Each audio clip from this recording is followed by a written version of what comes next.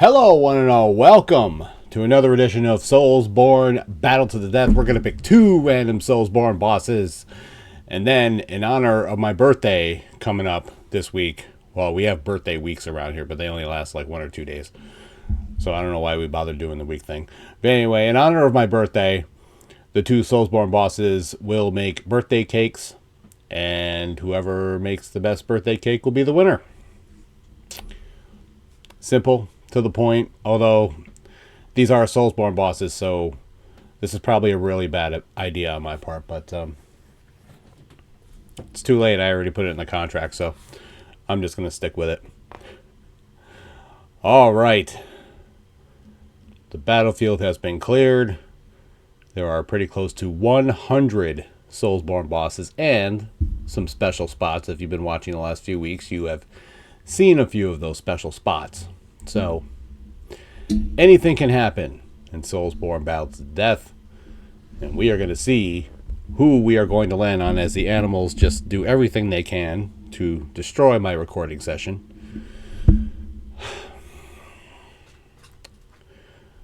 Let's just see who we're going to land on so I can get this out of the way really quick.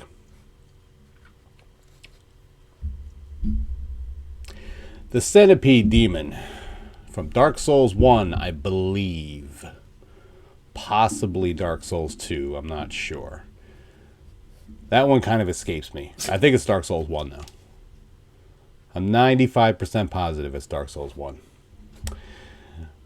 Centipede Demon is an interesting boss, but I think a great deal of his difficulty comes from the lava surrounding the entire area, or, consuming the entire area, so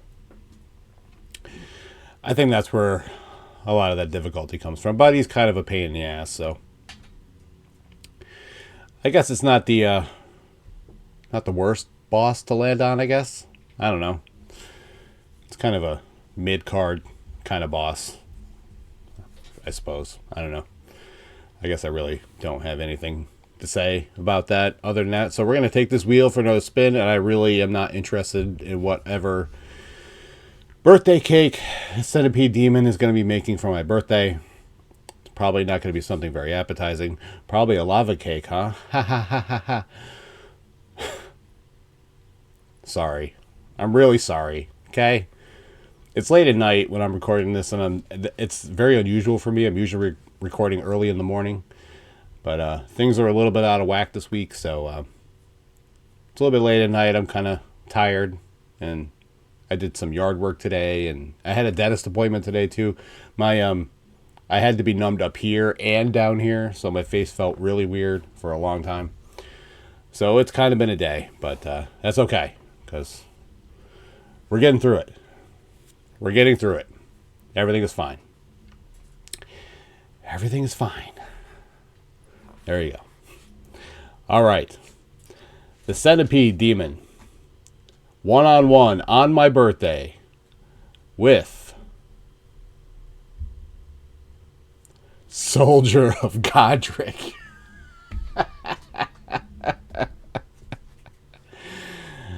Oh, Courtney put in a buzzer and some laughing things. Just put in whatever you feel like putting in. Just make it funny, please. First time we have landed on Soldier of Godric since I put him in SoulsBorne Battle to the Death a while back.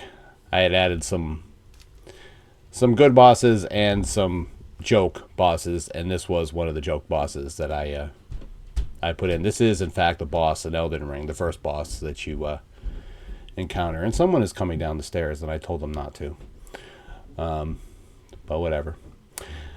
Okay, Centipede Demon versus Soldier of Godric. We are going to go to the contractually obligated bio, so let's have a look at the Centipede Demon. Ceaseless Discharge, which is the all-time worst name for a boss in any game ever, who is the only son of the Witch of Izalith, which makes me wonder how the witch was able to give birth to that monstrosity. Was given the orange charred ring by his sisters, presumably in an effort to lessen the pain from the lava sores, which is, oh my god, so gross. However, he mistakenly dropped it due to his clumsiness, and the Centipede Demon emerged from the very spot because Dark Souls, likely after the creation of the Flame of Chaos by Ceaseless's own mother. After the Chosen Undead slays the Centipede Demon in Dark Souls 1, the Ashen One from Dark Souls 3 will encounter the Centipede Demon's corpse, which I was not aware of, so I'm going to have to go back and check that out again. That's basically it in terms of lore for the Centipede Demon, but a couple of fun facts. It is possible to skip the boss by being rank 2 or higher in the Chaos Servant Covenant to open the shortcut to Lost Izalith. If the player does not use the shortcut, the orange charred ring that it drops is vital to get through Lost Izalith. Players can sever the Centipede Demon's arm or tail up to 5 times as the limbs slowly regenerate. If you manage to kill the first severed limb, it rewards you with the orange charred ring early, which makes the fight a little bit easier. You can summon Solaire from Astora to help you on this fight. Solaire can and will help keep the boss distracted, but he tends to take heavy damage because he's a dumb NPC and will continuously attack the boss in the lava. So yeah, the Centipede Demon is tough, but it is made all the more tougher by obviously the nature of the arena and the lava that is basically all over the place. Sometimes that's the way it be in Dark Souls and Bloodborne and in all the games. Sometimes the danger you face is not necessarily in the boss, but in the environment. So, and sometimes it's both. So, yeah, Centipede Demon is still a formidable challenge, and you know, not someone I think you want standing across from you in SoulsBorne Battles to the Death. It's definitely a demon that I would not want to be waking up and find staring at my face, that's for sure.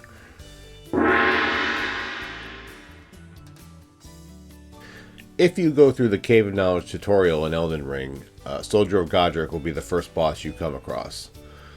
If you have never played Elden Ring before, you might find this boss intimidating, and possibly not even then.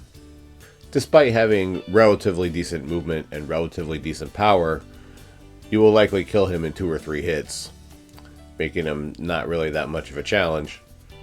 In fact, he's so little of a challenge that he doesn't even really have his own boss page on the fandom site. It's just the Godric Soldier page, which is the regular enemy you fight in the game. So that's how much the fandom site respects him. And really, you don't owe him much more respect than that. Usually when I'm talking about the bosses in any of these games, I give them the respect that they, rightly deserve. But if you come across Soldier of Godric across the battlefield from you in SoulsBorne Battles to the Death, basically you can breathe a sigh of relief because it's kind of a day off for you. And yeah, you might want to bring a coffee and a lunch. You could probably do that while you're fighting Soldier of Godric and probably succeed handily. So yeah,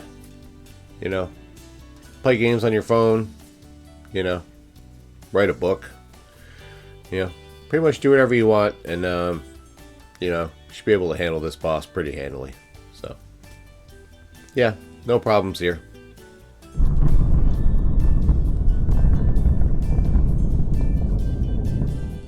So I don't think there's very much need to spend a ton of time on whether the Centipede Demon will defeat Soldier of Godric. I think it's more fun to spend time thinking about how the Centipede Demon would defeat the Soldier of Godric. And in my opinion, I don't think the Centipede Demon even gets a hit in. If they're fighting in the same arena with the lava all over the place, I don't think Centipede Demon even gets a hit in. I think that Soldier of Godric just runs into the lava and kills himself. So, yeah, I think that's pretty much it for Soldier of Godric. And Centipede Demon picks up the win.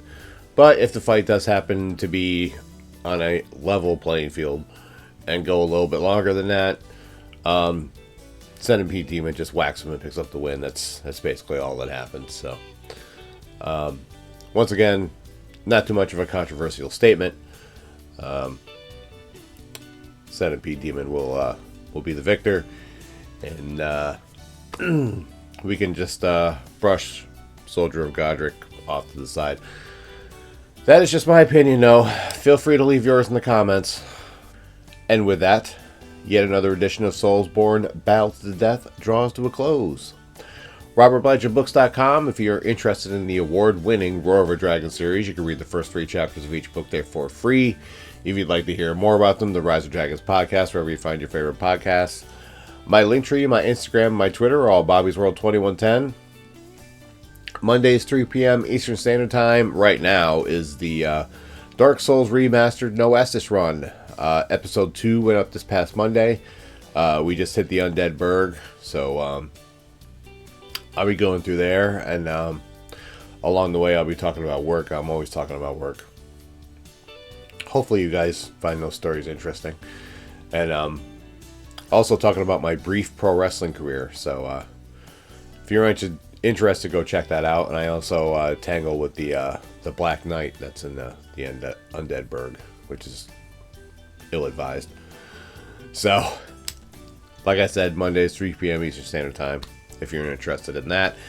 And Wednesdays, 3 p.m. Eastern Standard Time is what you're watching right now. SoulsBorne Battle to the Death. I don't really have to describe it to you because you just watch what happens. So,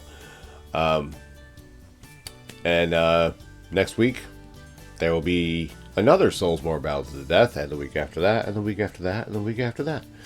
So, interesting things coming up as always. I do have plans for another Hunger Games. I don't know when it'll be. I got to find time to do it. And yes, as I said while I was setting up the fight, this Saturday is my birthday. So I am going to go enjoy that. I have to work, but I didn't ask for the day off. So I generally don't. You know, it doesn't matter. I'm going to come home and we're going to do a cookout and cake and probably presents. So not that big of a deal, but I do look forward to it. And usually, I never asked for the day off for work for my birthday, but when Rachel was still there, she just give me the day off anyway. I'm like, I didn't ask for it off, and she just gave it to me off anyway. So, yeah, that's pretty much it.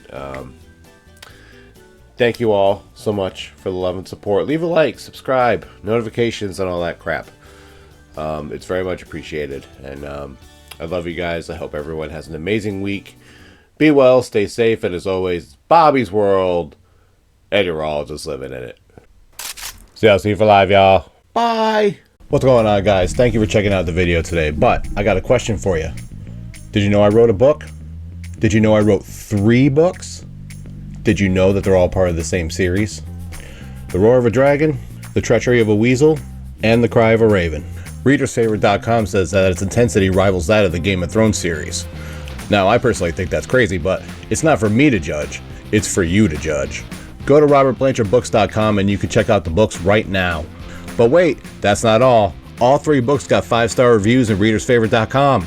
These books won the Silver Medal in the Literary Titan Awards. The Cry of a Raven won Silver at the Global eBook Awards.